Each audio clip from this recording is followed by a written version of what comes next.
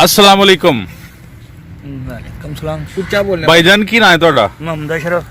ਮੁਹੰਮਦ ਅਸ਼ਰਫ ਸਾਹਿਬ ਕਿਹੜਾ ਪਿੰਡ ਔਰ ਕਿਹੜੀ ਜਗ੍ਹਾ ਤੁਹਾਡੀ? ਅਸੀਂ ਉਹ ਤਾਂ ਪਿੱਛੋਂ ਤਾਂ ਬਾਵਲ ਨਾ ਕਰਦੇ ਹਾਂ। ਪਿੱਛੋਂ ਬਾਵਲ ਨਾ ਕਰਦੇ ਹੋ? ਹਾਂ। ਠੀਕ ਹੈ, ਇੱਥੇ ਮਤਲਬ ਮੁਲਾਜ਼ਮਤ ਕਰਨ ਵਾਸਤੇ ਆ। ਸਹੀ ਹੈ ਗੱਲ। ਅੱਛਾ, ਇਹ ਤੁਸੀਂ ਕੀ ਤਿਆਰ ਕਰ ਰਹੇ ਹੋ? ਇੱਕ ਗਾਈ ਵਾਸਤੇ ਬੰਦਾ ਤਿਆਰ ਕਰਦੇ ਹਾਂ। ਇਹ ਗਾਈ ਵਾਸਤੇ ਵੰਡਾ ਤਿਆਰ ਹੋ ਰਿਹਾ, ਲੇਕਿਨ ਅਜੀਬ ਤਰੀਕੇ ਨਾਲ ਤਿਆਰ ਹੋ ਰਿਹਾ। ਅਸੀਂ ਪਹਿਲੀ ਵਾਰੀ ਵੇਖਿਆ ਕਿ ਤੁਸੀਂ ਇਹਦੇ ਥੱਲੇ ਅੱਗ ਬਾਲੀ ਹੈ ਔਰ ਨਾਲ ਵਿੱਚ ਪਾਣੀ ਹੈ ਤੇ ਨਾਲ ਵਿੱਚ ਕੁਝ ਤੁਸੀਂ ਤਿਆਰ ਕਰ ਰਹੇ ਹੋ। ਇਹ ਕੀ ਤਿਆਰ ਕਰ ਰਹੇ ਹੋ ਔਰ ਕਿਉਂ ਤਿਆਰ ਕਰ ਰਹੇ ਹੋ? ਇਹ ਗਾਂ ਨੂੰ ਸਰਦੀ ਲੱਗਣ ਵਾਸਤੇ ਜਿਹੜਾ ਨਾ ਗਰਮ ਖਾਏਗੀ ਗਾਂ, ਗਰਮੈਸ਼ ਮਤਲਬ ਜਿਹੜਾ ਨੂੰ ਹੋ ਜਾਏਗੀ, ਸਰਦੀ ਘੱਟ ਲੱਗੇਗੀ ਗਾਂ। ਜਿਨ੍ਹਾਂ ਲੋਕਾਂ ਦੇ ਡੰਗਰ ਜਿਨ੍ਹਾਂ ਨੂੰ ਠੰਡ ਲੱਗੀ ਹੈ ਉਹ ਖਵਾਉਣ। ਬੜਾ ਫਾਇਦਾ ਜੀ। ਇਹ ਹੈ ਕੀ ਜੇ? ਇਹ ਖਾਲੇ ਇਹਦੇ ਵਿੱਚ ਹੋਰ ਕੀ ਕੀ ਪਾਇਆ ਜੇ? ਪਾਣੀ ਪਾਇਆ ਤੇ ਨਮਕ ਪਾਇਆ ਬਸ। ਪਾਣੀ ਤੇ ਨਮਕ ਤੇ ਖਲ ਕਿੰਨੀ ਪਾਈ ਹੈ? ਖਾਲ ਪਾਈ ਹੈ ਮਤਲਬ 1.5 ਕਿਲੋ। 1.5 ਕਿਲੋ ਖਲ? ਹਾਂ। ਕਾਦੀ ਖਲ? ਖਾਲ ਹੈਗੀ ਬੜੇ ਵਿਆਂ ਦੀ। ਵਡੇਵਿਆਂ ਦੀ 1.5 ਕਿਲੋ ਖਲ ਤੇ ਨਮਕ ਪਾਇਆ ਕੋ ਬਸ ਟਾਂਕੀ।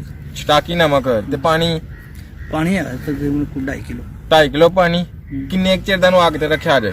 ਇਹ ਬਸ ਕੋਈ ਅੱਧਾ ਘੰਟਾ ਪੌਣਾ ਘੰਟਾ। ਰਾਤ ਦਾ ਭੇਦਾ ਜੀ ਕਿ ਹੁਣ ਪਾਇਆ ਜੇ? ਨਹੀਂ ਹੋਣੇ ਪਈ ਇਹ ਕਿੰਨਾ ਚਿਰ ਇਹਨੂੰ ਬਾਲਣਾ ਜੇ? ਬਸ ਕੋਈ 10 ਤੋਂ 15-20 ਮਿੰਟ। ਇਹਦੇ ਚ ਬਾਲਣ ਦਾ ਕੀ ਫਾਇਦਾ ਹੈ? ਗਾਂ ਨੂੰ ਗਰਮੈਸ਼ ਚਾਹੀਦੀ ਹੈ। ਕਿੰਨੀ ਵਾਰੀ ਦਵੋਗੇ ਤੇ ਗਾਈ ਨੂੰ ਗਰਮੈਸ਼ ਆ ਬਸ ਜਾਏਗੀ? ਇੱਕ ਵਾਰੀ ਸਵੇਰ ਚਾਹੀਦੀ, ਸਾਰੀ ਦਿਹਾੜੀ ਚਾਹੀਦੀ ਹੈ। ਇੱਕ ਦਫਾ ਸਵੇਰ ਦੇਖ ਲੋਗੇ ਤੇ ਗਾਈ ਗਰਮ ਹੋ ਜਾਏਗੀ। ਗਰਮ ਤੇ ਗਾਈ ਸੂਣ ਵਾਲੀ ਹੈ ਕਿ ਸੂਈ ਹੈ? ਸੋਣ ਵਾਲੀ। ਕਿੰਨੇ ਦਿਨ ਰਹਿੰਦੇ ਸੂ? ਗਾਂ ਦੇ ਰਹਿੰਦੇ ਨੇ 10-15 ਦਿਨ। ਉਹਨੂੰ ਭੈੜੀ ਤੇ ਨਾ ਲੱਗੇਗੀ? ਨਹੀਂ ਠੀਕ ਲੱਗੇਗੀ। ਠੀਕ।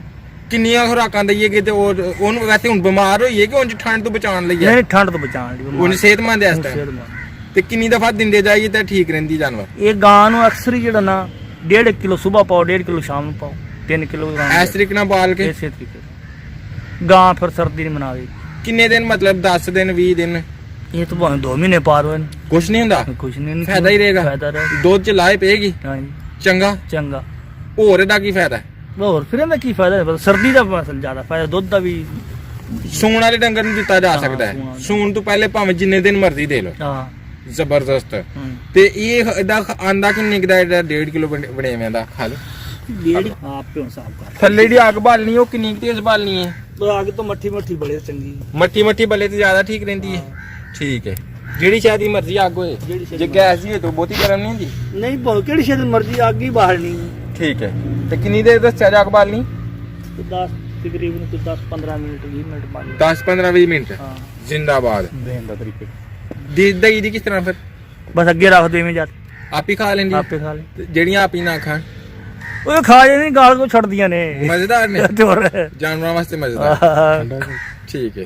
ਖਾ ਠੰਡੀ ਕਰਕੇ ਦਈਦੀ ਹੈ? ਗਰਮ ਹੀ ਹੋਵੇਗਾ। ਨਹੀਂ ਹੁਣ ਤੇ ਇਸ ਟਾਈਮ ਗਰਮ ਹੈ ਨਾ, ਤੇ ਬਾਅਦ ਚ ਜੀ ਜਾਨਵਰ ਤੇ ਅੱਗੇ ਰੱਖਣੀ। ਫੇਰ ਥੋੜੀ ਠੰਡੀ ਹੋਵੇ, ਨਾ ਜ਼ਿਆਦਾ ਠੰਡੀ ਹੋਵੇ ਨਾ ਜ਼ਿਆਦਾ ਗਰਮ ਹੋਵੇ। ਠੀਕ ਹੈ। ਤੇ ਦੇਣੀ ਸਵੇਰ ਦੇ ਟਾਈਮ? ਸਵੇਰ ਵੀ ਦਿਓ, ਸ਼ਾਮ ਨੂੰ ਵੀ ਦਿਓ। ਗਾਂ ਨੂੰ ਕੀ ਮਾੜੀ ਜੀ। ਤੇ ਹੋਰ ਸੂਣ ਵਾਲੇ ਡੰਗਰ ਨੂੰ ਕੀ ਦਈਦਾ ਕਿ ਉਹ ਚੰਗਾ ਦੁੱਧ ਦੇਵੇ? ਹੋਰ ਤਾਂ ਇਹ ਬਿਹਤਰ ਮੈਨੂੰ ਵੀ ਨਹੀਂ ਪਤਾ।